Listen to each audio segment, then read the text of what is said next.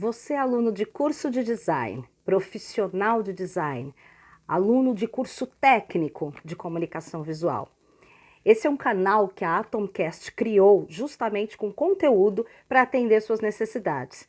Meu nome é Sica Cavalcante e você está no Cicateca, um canal que trará semanalmente artigos, livros, exposições, filmes que tem algum detalhe que está dedicado ao design ou que aborda assuntos interessantes do design.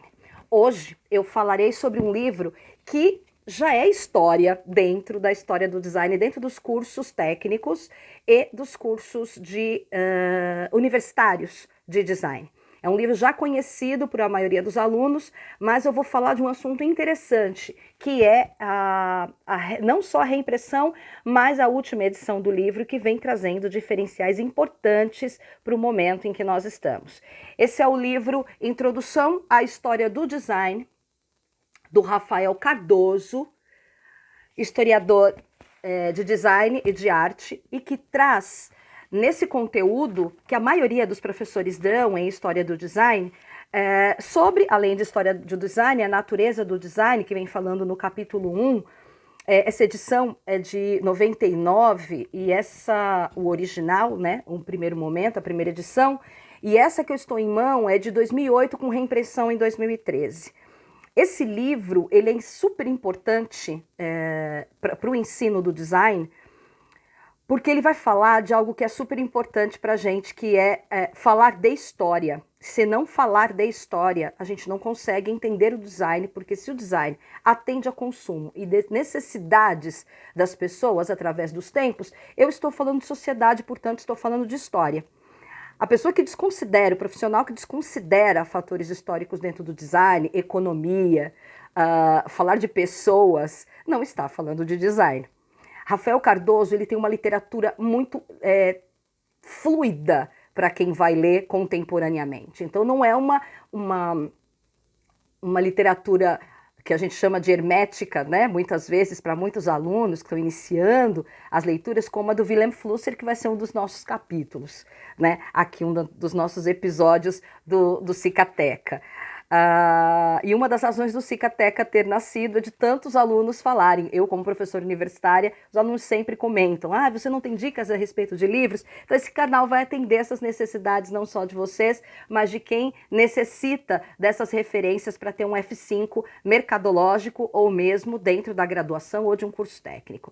Voltando para o Rafael Cardoso, no capítulo 2, ele vai falar sobre Revolução Industrial em todos os seus tempos em século XIX e XVIII. Então ele vai falar a respeito do foco real, né, que é a industrialização dentro do design, que é o que o design acaba atendendo. No capítulo 3, a coisa começa a ficar mais interessante quando ele vai falando do cenário urbano no século XIX. Então o design no meio da multidão, o design na intimidade e o casamento, né, do design entre a imagem e a fotografia, que é algo super importante que a gente trabalha o tempo todo, que é com a imagem. Não só das empresas, das pessoas, dos produtos. Ele vai trazendo a indústria e o design para a modernidade. Então ele vai falar sobre o consumo na área do espetáculo. Outro tema que nós vamos falar bastante, que é o design na moda, no figurino. A ideia dele trabalhar com arquitetura, isso é assunto dos nossos próximos Cicateca. A teoria modernista, algo que pegou muito forte dentro do design, que é a prática do design, principalmente no meio entre guerras, com a participação do design nesse caminho. Obviamente ele vai falar da Bauhaus, né, que é a nossa mãe, como todos falamos. Então ele vai falar da importância dela. E aí começa no capítulo 6 algumas modificações em relação à publicação original. Ele vem falando dessa sociedade pós-guerra, o papel do design nesse período, o design no mundo das empresas. Então a gente já começa falando de algo interessante que é design estratégico, tá? Que é inclusive a minha formação. Falar de design estratégico e que o designer tem que entender de negócios. Então a gente já vê o design na era do marketing, tá? Quantos de nós falam, não, design não é marketing? Gente, design contém marketing. Não existe falar de design e não falar de negócios. Você pode trabalhar para a criação, Mas é importante que você saiba que esse trabalho tem essa finalidade, tá? Mercadológica. Então você pode ser até um artista visual, mas você tem a condição do trabalho como designer, colocar produtos, seja eles gráfico, interiores, qualquer área que seja, industrialmente, mas o propósito dele é mercado. Então você tem que entender de negócios. Falar de design não é falar de absolutamente plástica, tá? Outro capítulo de suma importância, que é novo para essa edição, e que eu tenho conversado bastante com os alunos, indicado essas referências para a TCC, é o design na periferia. Né? O design, como muita gente entende, o design como elitista, não, o design sempre teve a premissa de ser para todos. Tá?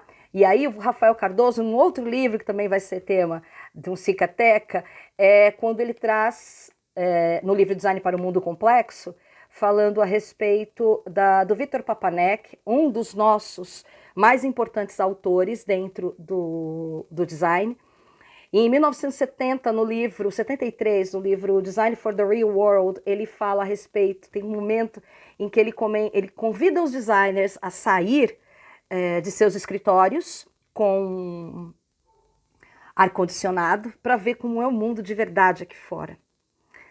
É de uma plenitude essa frase, porque o design ele tem de estar onde o ser humano necessita, tá? E a periferia é um desses lugares. Então, design como solução de projeto e funcionalidade deve atender a todos. E existe um olhar contemporâneo em relação a isso, super importante, e o Rafael Cardoso brilhantemente traz isso nesse capítulo. E aí os desafios, né, para esse mundo pós-moderno do design, inclusive no momento, o que é que o design pode fazer pelo ser humano num momento como esse pós-moderno e durante e pós-pandemia, né, nesse novo normal que todos nós falamos. Né? Todo mundo tem muita aversão a essa frase de novo normal. Sou sincera que também não curto muito, mas é uma realidade esse novo normal. Tanto é que vemos uma série de pessoas andando, né, com a máscara dentro de shoppings hoje, ignorando as questões da pandemia. O primeiro tópico desse capítulo parece que ele teve uma previsão, porque ele fala pós-modernidade e perda das certezas. E é justamente o que está acontecendo conosco hoje dentro do design. A perda da certeza e quando eu tenho que ser mais investigativo e entender sobre economia e sobre história para projetar daqui por diante. Tá? Então, obviamente, o design na era da informação ele vem trazendo em seguida, que é o que nós vemos hoje. Por exemplo, 3, 4 mil referências dentro de um Excel transformado, isso visualmente em infográficos, para que entendamos bem. Então, o design na era de informação ou o design da informação é algo que é referência importantíssima do momento, de entendermos isso como objetividade na comunicação. O design e o meio ambiente, óbvio, não dá mais para pensar em design e não pensar em estratégias pensando no meio ambiente. Até por conta do caos que encontramos nesse momento, muito por conta do ser humano, né, do que colocou e na natureza e o que abateu a natureza por conta disso. E o designer no mercado global. Globalização é um tema que não se esgota. Nós trabalhamos hoje pensando em todo o mundo. Nós não temos mais uma economia que visa simplesmente o mercado nacional. Começa-se muitas vezes a empreender pensando o mercado nacional, mas é óbvio que eu vou pensar num posicionamento que seja abrangente para a exportação. E como é que esse produto vai se comunicar em outro local, em outra cultura? Tá? Isso é um assunto que sempre está dentro das minhas aulas, eu sempre comento isso com os alunos a respeito de posicionamento de produto, de marca. E o designer tem de pensar a respeito disso. Se eu tiver que em algum momento passar esse produto, essa marca para uma outra cultura, como é que ela vai se comportar? Tá? Um pensamento inerente à realidade do designer. Eu esgoto nesse momento o assunto da introdução à história do design, do Rafael Cardoso, que é um livro amantíssimo, sempre está comigo para essas referências. É um autor absolutamente atento, como todos nós designers devemos ser ao que está acontecendo. a nossa história e principalmente as questões econômicas e históricas, né? E, obviamente, é uma literatura que sempre temos que carregar, um autor que sempre temos que carregar. Eu costumo dizer que, na época da universidade, eu falei para um professor meu que eu gostaria de ser como Rafael Cardoso. Ele falou, mas ele não é designer. Eu falei, mas ele fala tão bem a respeito de design. E aí eu vejo que o caminho acadêmico me levou demais para um olhar como o dele, né? De escrever e de ser pesquisadora ávida sobre o assunto do design, sobre as pessoas, sobre o meio, né? O meio ambiente, o meio de convívio das pessoas, o consumo e principalmente sobre a história. Semana que vem a gente está aqui de novo com outra pílula do design no Cicateca. A gente se vê lá. Não esqueça de curtir e ainda tem um link aqui embaixo falando sobre o livro para que você possa comprá-lo caso queira, certo? Até a semana que vem.